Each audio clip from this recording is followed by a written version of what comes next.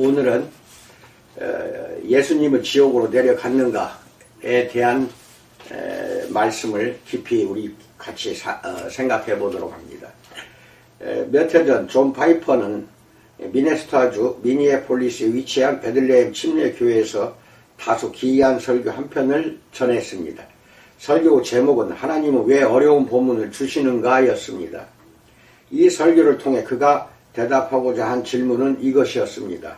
만일 하나님이 소통에 완벽하신 분이라면, 물론 완벽하시지만 그분은 왜 성령을 통해 성경을 기록한 이들에게 영감을 주셔서 어려운 본문, 곤란한 본문, 복잡하고 때로는 우리에게 혼란을 주는 본문을 쓰도록 하셨는가?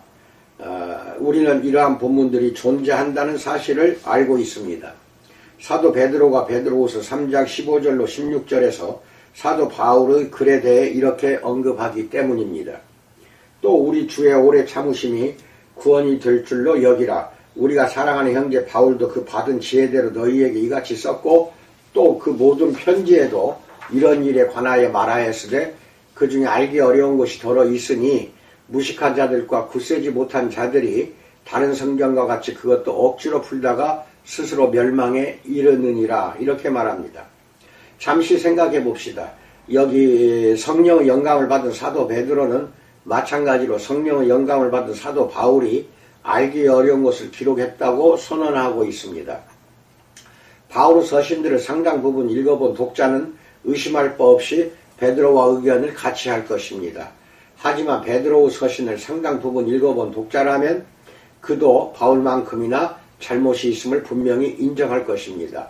나는 이 본문을 읽는 바울이 이렇게 말하는 장면을 상상해 봅니다. 베드로여, 지금 내 이야기를 하시는 겁니까? 내가 알기 어려운 것들을 썼다고요? 친구여, 거울을 보십시오. 당신도 그러한 글을 몇 개 썼으니 말입니다. 라고 상상이 됩니다. 바울의 말은 옳습니다. 베드로가 성령의 영감으로 기록한 본문 중에서 가장 어렵고 복잡한 것은 베드로전서 3장 18절로 22절일 것입니다. 그리스도께서도 단번에 죄를 위하여 죽으사 의인으로서 불의한 자를 대신하셨으니 이는 우리를 하나님 앞으로 인도하려 하시니라. 육체로는 죽임을 당하시고 영으로는 살리심을 받으셨으니 그가 또한 영으로 가서 옥에 있는 영들에게 선포하시니라. 그들은 전에 노아의 날 방주를 준비할 동안 하나님이 오래 참고 기다리실 때에 복종하지 아니하던 자들이라. 방주에서 물로 말미암아 구원을 얻은 자가 몇 명뿐이니 겨우 8명이라. 물은 예수 그리스도께서 부활하심으로 말미암아 이제 너희를 구원하는 표니 곧 세례라. 이는 육체의 더러운 것을 제하여 버림이 아니요 하나님을 향한 선한 양심의 강군이라. 그는 하늘에 오르사 하나님 우편에 계시니 천사들과 권세들과 능력들이 그에게 복종하느니라 라고 말하고 있습니다. 마르틴 루터는 이것이 놀라운 본문이지만 아마도 신약 성경에서 가장 모호한 부분일 것이라고 말했습니다. 루터는 결국 나는 베드로가 무엇을 의미했는지 모르겠다 라고도 말했습니다. 이것이 어떻게 독자들과 나에게 유익이 될 수 있을까요? 파이퍼가 전한 설교에서 그는 몇 가지 이유를 제시하는데 나는 이 중 3가지를 간단히 언급하고 싶습니다. 첫 번째로 성경의 어려운 본문들은 우리 안에 하나님의 능력 주심을 전적으로 의존하는 마음을 만들어냅니다. 이번 설교에서 우리가 살펴보고 있는 것과 같은 본문을 마주할 때 독자들은 절망과 그것을 이해하기 위해 하나님의 도우심을 바라는 완벽한 의존을 느끼게 됩니다. 이것은 좋은 현상입니다. 이것이 하나님을 우리에게 깨달음을 주시는, 그리고 그분에 대한 우리의 의존도를 높이시는 유일한 분으로 강조하기 때문입니다. 물론 어려운 본문은 우리로 하여금 우리는 모든 것을 알 수 없고 오직 하나님이 모든 것을 아신다고 고백하게 함으로써 우리의 마음속에 겸손을 창조해내기도 합니다. 이 설교에서 다루는 난제들은 인간의 교만과 오만에 대한 정면 공격일 뿐 아니라 우리 자신의 유한성과 취약점을 지속적으로 상기시켜주기 때문에 나는 이 난제들을 좋아합니다. 두 번째로, 이런 종류의 본문들은 우리의 기도 생활의 깊이를 더하는 데 일조합니다. 어떠한 본문의 의미를 알기 위해 하나님을 의존한다면 당신은 울부짖어 그분의 도움을 구할 것이다 라고 파이퍼 목사는 지적했습니다. 우리는 하나님의 말씀을 열어 그것이 한 단어든 구절이든 문장이든 책이든 먼저 시편 119편 18절에 기록되었듯이 내 눈을 열어서 주의 율법에서 놀라운 것을 보게 하소서 라고 기도하지 않고는 그것을 일부분이라도 해석하려 들어서는 안 됩니다. 시편 119편에서 시편 저자는 7번이나 주의 율례들을 내게 가르치소서 119편 12절, 26절, 64절, 68절, 124절, 135절, 171절에서 가르쳐달라고 기도했습니다. 아니면 시편 25편 5절에서처럼 주의 진리로 나를 지도하시고 교훈하소서 라고 기도할 수도 있습니다. 우리가 언제나 이런 기도를 올려드릴 수 있기를 나는 바랍니다. 세 번째로 어려운 본문들을 우리로 하여금 이것들의 의미를 골똘히 생각하도록 만듭니다. 파이퍼는 이런 주장에 대해 다음과 같이 반대가 나올 것을 예측했습니다. 파이퍼 목사님, 뭔가 착각하신 것 같아요. 목사님 방금 하나님이 우리가 해답을 찾으려고 우리 멋대로 생각하기보다는 이해를 위한 도움을 구하기 원하신다고 말씀하셨잖아요. 하지만 이러한 염려에 대한 답으로 파이퍼는 기도와 생각이 서로를 대체하지 않는다는 점을 상기시켜 줍니다. 우리는 이것을 특별히 바울이 디모에게 전한 디모데후서 2장 7절의 내가 말하는 것을 생각해보라. 주께서 범사에 네게 총명을 주시리라 라는 말씀을 통해 배울 수 있습니다. 그렇습니다. 우리에게 이해를 주시는 분은 주님이십니다. 하지만 이것은 기도와 더불어 하나님이 우리에게 주신 생각과 성경이 말한 바에 대해 골똘히 사고하는 우리의 노력을 통해 이루어집니다. 하지만 나는 독자들이 이 본문에 있는 대부분의 어려움을 모면하도록 할 것입니다. 주된 이유는 이 본문을 두고 경쟁하는 모든 해석과 이들의 이유 및 각 입장의 반론들을 제시할 만한 공간과 시간이 부족하기 때문입니다. 따라서 나는 이 어려운 본문을 단순화시켜 이것이 의미한다고 내가 믿는 바를 설명할 것입니다. 이를 위한 최선의 방법은 한 번에 한 구절씩 살펴보는 것입니다. 첫 번째, 베드로전서 3장 18절에서 22절 말씀을 생각해 봅니다. 18절에 따르면 예수는 육체로는 죽임을 당하시고 영으로는 살리심을 받으셨다라고 말합니다. 육체와 영이라는 단어는 그리스도 두 가지 본성, 곧 인간의 본성과 신의 본성을 가리키지를 않습니다. 그것은 십중팔구 그리스도의 죽음과 부활에 대한 단순한 언급일 것입니다. 그는 십자가에서 처형을 당했으나 다시 일으켜졌습니다. 육체로는 죽었으나 성령의 역사로 다시 살리심을 받았습니다. 디모데전서 3장 16절 참조하세요.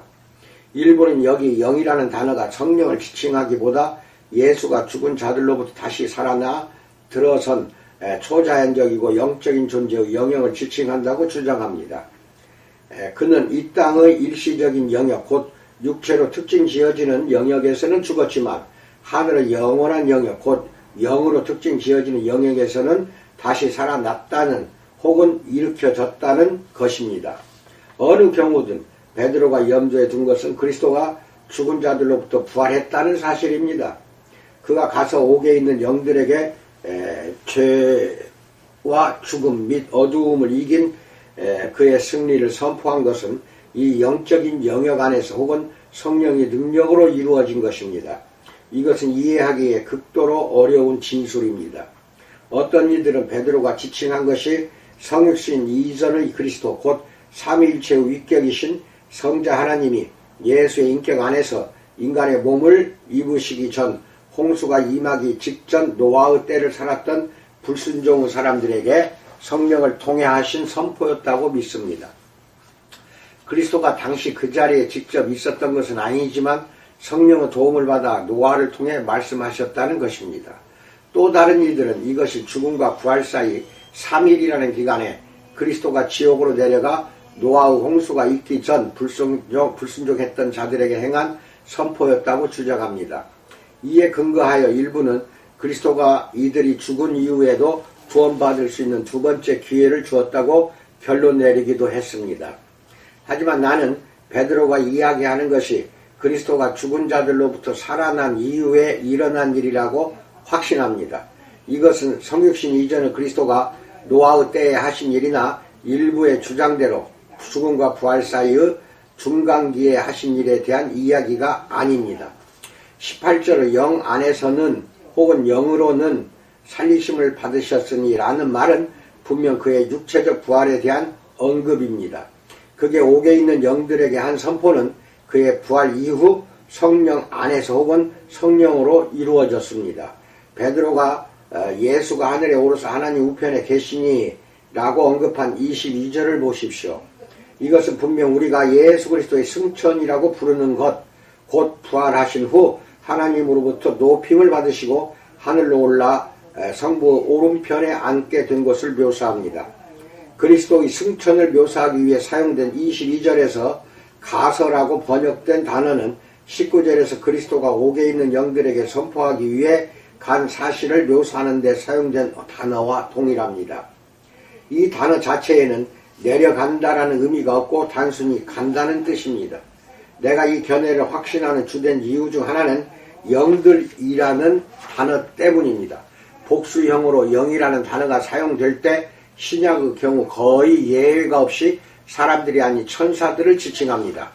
유일한 예외는 히브리서 12장 23절에 기록된 온전하게 된 의인의 영들의 경우입니다. 의인이라는 단어의 첨가는 자기가 사람을 염두에 두었음을 분명히 시사합니다.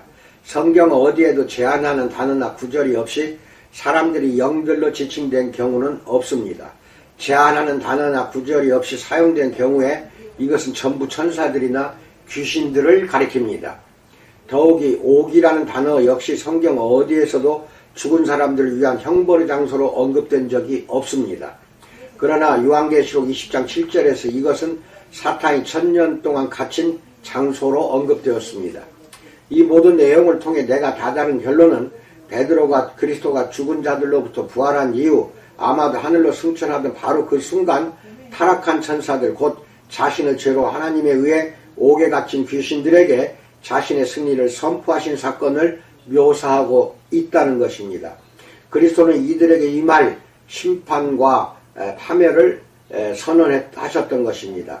하지만 우리는 여전히 언제 그리고 어떠한 방식으로 이러한 영들 혹은 귀신들이 불순종했고 왜 예수가 이들에게 자신의 승리를 선포한 것이 중요한지를 알아내야 합니다.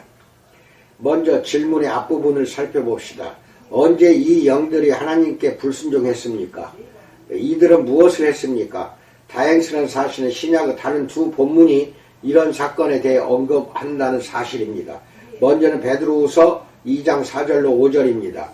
하나님이 범죄한 천사들을 용서하지 아니하시고 지옥에 던져 어두운 구덩이에 두어 심판 때까지 지키게 하셨으며 옛 세상을 용서하지 아니하시고 오직 의의를 전파하는 노아와 그 7 식구를 보존하시고 경건하지 아니한 자들을 세상에 홍수를 내리셨으며 이렇게 말하고 유다서 6절로 7절에도 기록되어 있습니다.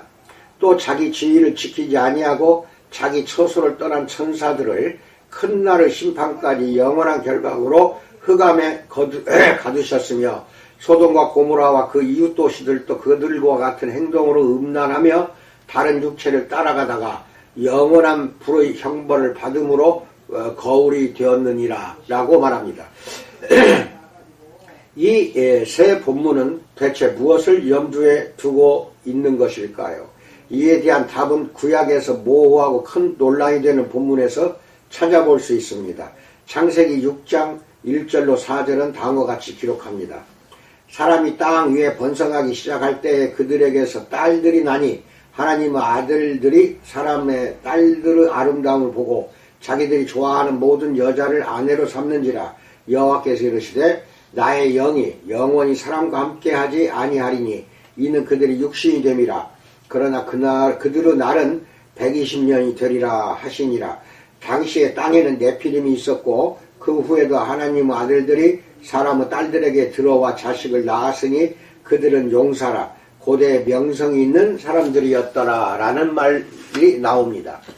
이것이 베드로전서 3장 18절로 20절과 베드로후서 2장 4절 및 유다서 6절에서 취급된 귀신들의 죄입니다. 이 죄 때문에 그들이 지금 지옥에 갇혀 있는 것입니다. 이 죄는 이들의 최초의 반란이 아닙니다. 그랬다면 왜 전부가 아니라 일부만 갇혀 있겠습니까? 보다 악한 자들만이 영구히 갇힌 것일 수도 없습니다. 그중 가장 악한 사탄이 여전히 자유 가운데 있기 때문입니다. 베드로전서 3장, 베드로후서 2장 4절, 유다서 6절의 문맥은 이 죄를 노아의 홍수와 연관짓습니다. 대부분의 이 본문들이 창세기 6장에 기록된 이 사건을 가리킨다고 믿습니다. 이 본문에 대해서는 몇 가지 가능한 해석이 제시되었습니다. 일부는 하나님의 아들들이 인간들 곧 세습과 경건한 남성 자손들이 있던 반면에 사람의 딸들은 가인의 경건하지 못한 여성 자손들이었다는 주장을 펼칩니다. 이러한 견해가 바람직하지 않은 이유는 여러 가지가 있습니다. 먼저 이 구절은 가인의 딸들이 아니라 사람의 딸들, 즉 표면적으로 볼 때 일반적 의미에서 사람의 딸들을 묘사하고 있는 것처럼 보입니다. 두 번째로 가인의 모든 딸, 특히 여성 자손들이 이 땅의 다른 여성들보다 특별히 더 악했다고 보기는 어렵습니다. 세 번째로 하나님의 아들들이라는 구절이 나라 전체를 묘사하기 위해 사용된 경우는 있지만 인류 가운데 경건함으로 잘 알려진 특정 무리를 지칭하기 위해 구약에서 사용된 경우는 없습니다. 네 번째로 이에 반해 이러한 구절은 천상의 존재들을 지칭하기 위해 특별히 사용되었습니다. 또 다른 견해는 하나님의 아들들이 고귀한 남성들, 즉 왕이나 지도자, 왕자들이었다는 것인데 이들이 음욕 때문에 자신의 지위와 신분을 벗어나 한참 못한 여성들과 결혼했다는 것입니다. 이때 이들은 다 일부 다처제였죠. 하지만 오르페자가 지적한 대로 하나님이 왜 온 지구를 홍수로 멸하실 만큼 일부 다처제를 혐오하셨는지는 정확하지 않다. 홍수가 있고 오랜 시간 후 이스라엘 백성은 하나님의 노여움을 사지 않고도 일부 다처제에 참여했다라고 말합니다. 가장 그럴듯한 견해는 이러한 본문이 인류의 영역에 대한 악령의 심각한 침범을 묘사한다는 것입니다. 아우구스티누스가 첫 번째 견해를 주장하기까지 이것이 교부시대의 지배적인 해석이었습니다. 내가 이러한 견해를 가장 그럴듯하다고 생각하는 이유는 무엇일까요? 먼저 하나님의 아들들은 천사적 존재를 지칭하기 위해 욥기 1장 6절, 2장 1절, 38장 7절, 시편 29편 1절, 89편 6절에서 사용되었고 이는 신명기 32장 8절에서도 마찬가지일 것입니다. 두 번째로 하나님의 아들들과 사람의 딸들 사이의 차이는 전자가 인간과 구별되어야 했다는 데 있습니다. 이 차이는 사람인 존재와 사람이 아닌 존재 사이의 차이로 가장 자연스럽게 받아들여질 수 있습니다. 세 번째로 유다서 6절로 7절은 이 천사들의 죄가 본질상 성적인 것이었음을 암시합니다. 이러한 견해에 대해 가장 많이 제기되는 반대 의견은 천사들, 귀신들은 결혼하지도 자녀를 낳지도 않기 때문에 마태복음 22장 30절 찾으세요. 귀신들이 사람과 어떤 형식으로든 성관계를 맺는다는 것을 상상할 수 없다는 것입니다. 하지만 마태복음 22장에서 예수가 묘사한 것은 거룩한 천사들의 천상적 행위이지 악한 천사들의 세속적 부정행위가 아닙니다. 또한 마태복음 22장의 핵심은 천사들이 서로 결혼하지 않는다는, 곧 이들이 스스로 번식하는 존재가 아니라는 것입니다. 하지만 이들은 여전히 사람들과 일종의 성적 상호작용을 추구할 수 있습니다. 또한 우리는 창세기 18장에서 19장에서 천사들이 인간의 모습으로 나타났고 음식을 먹었으며 소돔과 고모라에 있던 동성애 공동체가 이들을 쫓았다는 사실을 기억해야 합니다. 분명 천사가 성적인 활동에 관여한다는 생각은 모세 오경이 사고하는 세상에서 낯설지 않았다라고 말합니다. 신약에는 귀신들이 사람 몸에 거하기를 바란다는 사실이 묘사되어 있습니다. 이것을 함께 고려할 때 창세기 6장이 귀신들 자체가 아니라 귀신 들린 사람, 그러니까 귀신이 그 안에 거하고 있던 사람들을 묘사하고 있음이 드러납니다. 페이지는 다음과 같이 요약했습니다. 이 죄는 성적인 성격을 지녔지만 단순히 성적인 죄는 아니었다. 보다 근본적으로 이것은 하나님이 창조하신 질서를 거절하고 그가 만드신 모든 종류의 피조물 사이에 두신 구분을 위반하는 죄였다. 야훼가 정하신 한도 안에서 사는 것에 만족하지 못한 천사들은 인간 여성들과 비정상적인 연합을 맺었다. 고대 이스라엘 사람들은 이런 이야기에서 신과 인간 사이의 신성시되는 결혼을 가르치는 풍요의 종교에 대한 경고를 발견했기에 이 이야기를 보존한 것은 당연하다라고 말합니다. 오르페자는 이들이 사실은 귀신 들린 사람들이 아니라 인간의 모습으로 한 귀신들이었다고 주장합니다. 그가 이어서 던진 질문은 다음과 같습니다. 정말로 천사들이 인간의 형체로 나타났다면 이들은 어떻게 후손을 낳는데 꼭 필요한 인간의 DNA 구조를 복제할 수 있었을까? 이렇게 이야기합니다. 천사들이 초자연적이고 이들에게 그렇게 할 수 있을 만큼의 지능이 있다고 해도 인간의 생명을 창조하는 일은 오직 하나님께만 가능한 것으로 보이기 때문입니다. 오르페자는 이어서 말했습니다. 하나님의 아들들이 인간의 악함을 목격했고 이 땅에 내려와 인간들에게 율법과 도덕을 가르쳐 줄 수 있도록 인간의 몸을 입고자 하나님께 요청했을 수 있다. 이때 이 천사들이 하늘에서 땅으로 내려온 것이다. 하지만 인간의 육체를 입은 후 이들은 어느 인간들과 다름없이 동일한 욕정에 사로잡혔고 땅의 여성들을 욕망하면서 자신을 육신의 정욕에 내어주었다라고 말합니다. 요약하자면 나는 창세기 6장이 베드로전서 3장과 베드로후서 2장 4절 및 유다서 6절에 언급된 죄를 묘사한다고 믿습니다. 이들이 하늘로부터 떨어진 이유 또한 이들의 도덕적 타락에 대한 표현으로 불특정한 수의 귀신들이 인간의 몸에 깃들었고 또는 그 안에 거주했고 사람의 딸들과 결혼관계를 맺었다. 따라서 우리가 읽는 것은 귀신 들린 남성이 여성과 혼인하여 이 땅의 부패와 타락이 증가하는데 크게 기여한 사건이다. 창세기 6장 5절로 7절 읽으세요.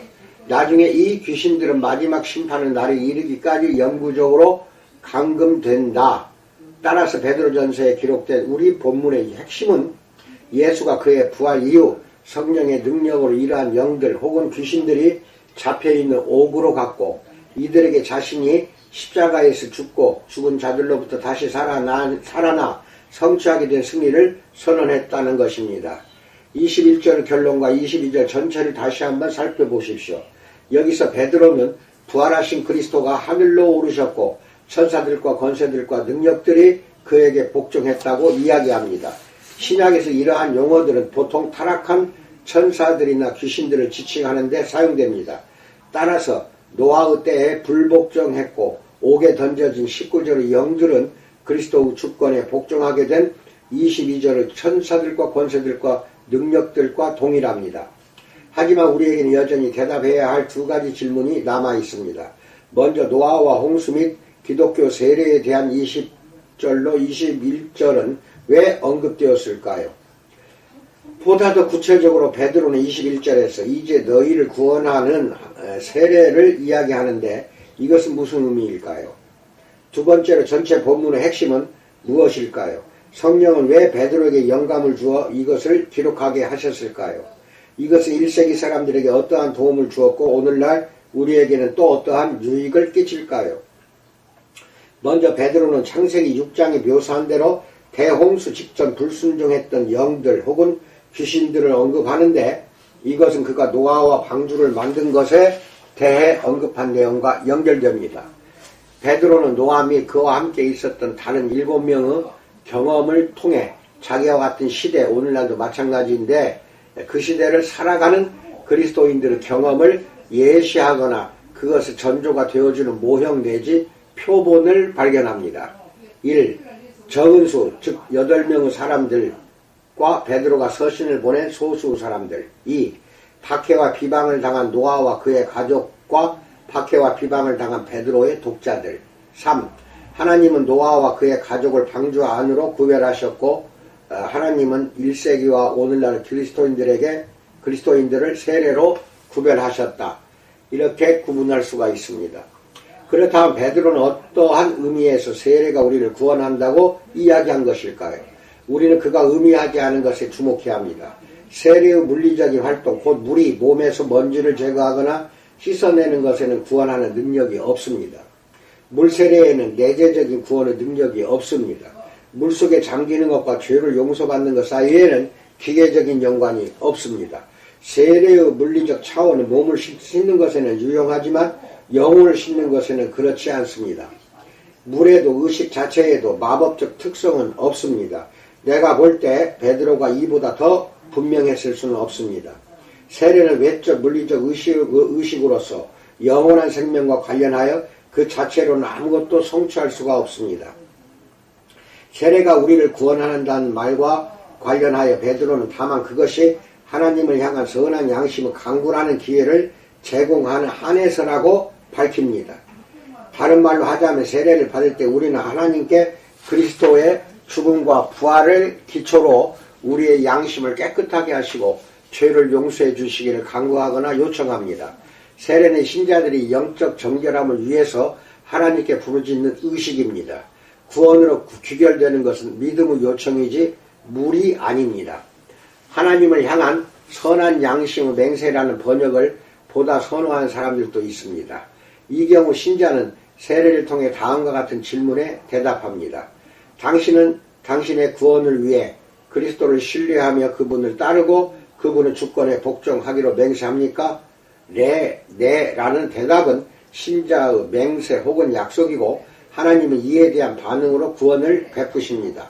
따라서 베드로가 이야기하는 세례는 오직 그것이 하나님에 대한 내적 헌신의 외적 표현일 경우에만 구원합니다. 세례는 내적 회개의 외적 표현입니다. 영적 실제의 육적 상징입니다. 구원하는 것은 물 자체나 몸을 씻는 효과가 아닙니다. 베드로는 이에 대해 오해의 여지가 없을 만큼 분명합니다. 세례는 믿는 영혼의 헌신과 회개를 공적으로 표현한 것일 때 그 영혼을 구원합니다. 세례는 하나님을 향한 우리의 강구나 맹세의 수단 혹은 매개체입니다. 두 번째로 전체 단락의 핵심은 무엇일까요?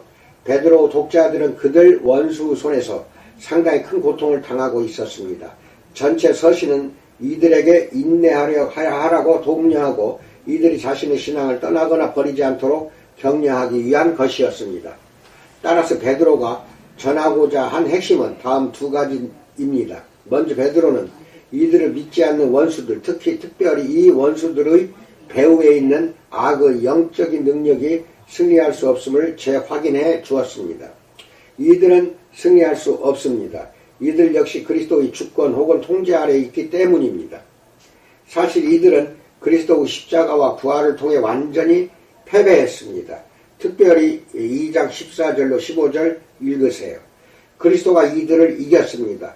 그리스도는 이들이 감금된 곳까지 찾아가 자신의 주권을 선언해 이들의 패배에 말하자면 느낌표를 찍어주기까지 하셨습니다.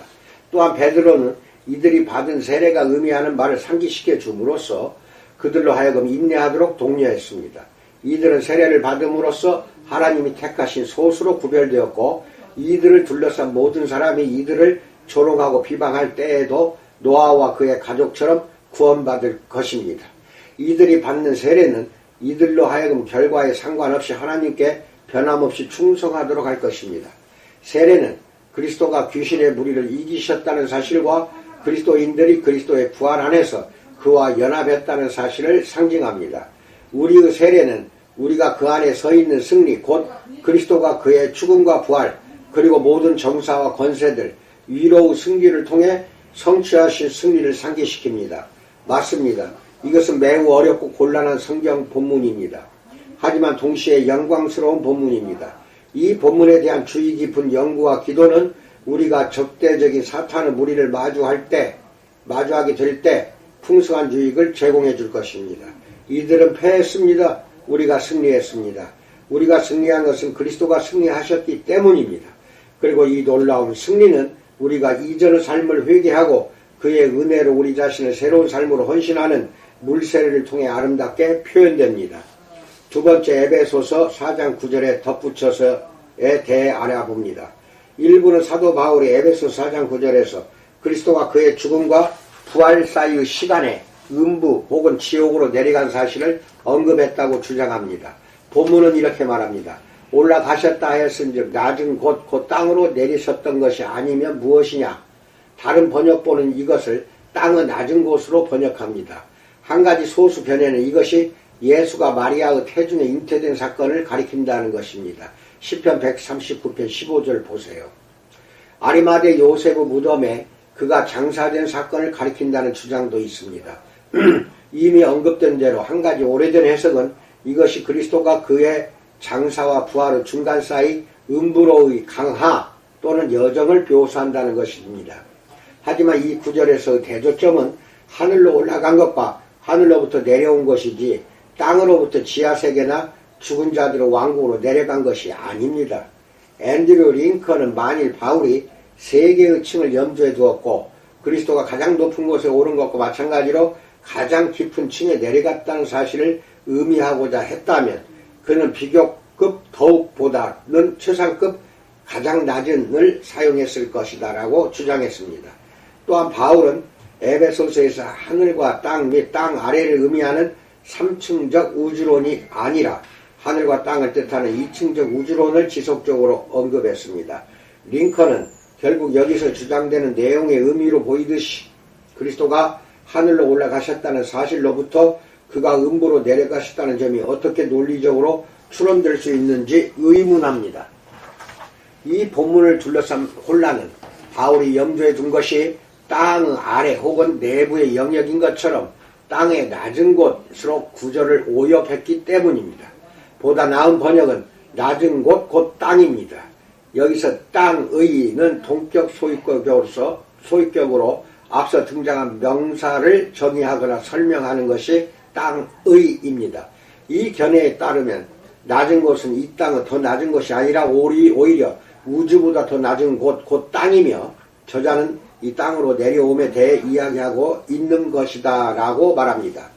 다른 말로 하면 바울의 대조는 이 땅의 한 부분과 보다 낮은 또 다른 부분과의 대조가 아니라 온 땅과 하늘 간의 대조입니다. 이것이 사실이라면 두 가지 선택이 가능합니다. 한편으로는 바울이 성육신 자체를 언급한 것일 수 있습니다. 내려오심과 올라가심으로 표현된 그리스도의 성육신과 높아지심의 개념은 요한복음에서도 찾아볼 수 있습니다. 3장 13절, 6장 62절을 읽으세요. 다른 이들은 빌립보서 2장 5절로 11절에서처럼 그리스도의 낮아지심이 그의 높아지심과 대조를 이룬 부분에 특별히 집중합니다. 보다 최근에 등장해 지지받고 있는 해석은 문제의 내려오심이 그리스도가 오순절 성령의 임재와 역사를 통해 내려오신 사건이라는 것입니다. 따라서 내려오심은 올라가심을 뒤잇는 사건이 됩니다. 이러한 주장에 대한 호소는 그 자체로 오순절과 연관지어 생각되는 시편 86편에 의존합니다. 이러한 견해는 분명히 성령의 은사 주심이나 분배에 대한 7절과 11절의 강조가 잘 연결됩니다. 하지만 주된 반대 의견은 오순절이 보통 그리스도가 아닌 성령이 내려오신 사건으로 생각된다는 것입니다. 지지자들은 그리스도와 성령이 밀접하게 관련된 수많은 본문을 지목하는 것으로 대답합니다. 로마서 8장 9절, 고린도후서 3장 18절 등을 비교하십시오. 이러한 견해에 반하는 것으로는 내리셨던 그를 분명하게 예수로 언급한 10절을 들 수가 있습니다. 이상입니다. 성경에는 분명히 해석이 어려운 부분들이 나옵니다. 그 부분은 오히려 우리가 하나님께 의존하고 기도로서 총명, 즉 이해를 달라고 간구하는 것이 우리에게는 합당한 도리입니다. 성경이 존 칼뱅은 성경이 가라면 가고 서라면 거기서 서라 라고 이야기합니다. 가기만 할 줄 알지 서지 못하면은 성경 해석을 잘못하여서 이단으로 기울어지는 경우가 상당히 많습니다. 모든 이단은 성경이 서라는 곳에서 쓰지 않은 것, 이것이 이단이고 또 성경을 뜯어 고쳐서 자기 멋대로 해석하는 것은 가짜 종교, 사이비 종교에 해당됩니다. 이럴 경우에는 그들 교주가 하나님 이상 신적 존재가 되어버리기 때문에 성경은 참으로 해석하는데 조심들 하시기 바랍니다. 이래서 여러분과 여러분이 섬기는 그 가정과 교회에 우리 주님의 은혜가 풍성하기를 진심으로 축원드립니다. 감사합니다.